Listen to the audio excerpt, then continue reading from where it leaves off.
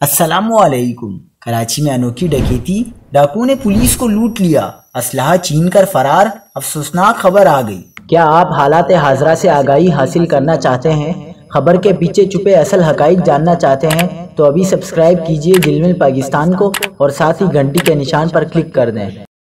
آپ کو بتاتے چلیں کہ کراچی میں ڈاکوؤں کا راج برقرار۔ شہری تو پہلے ہی آئے روز کی وارداتوں سے پریشان ہیں، اب پولیس اہلکار بھی لٹیروں کے رحم و کرم پر ہیں۔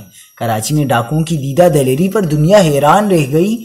سکھن کے علاقے بھینس کالونی شہریار ٹاؤن کے قریب نامعلوم موٹر سائیکل سوار ڈاکو نے پولیس اہلکار کو سر پر وار کر کے زخمی کر دیا۔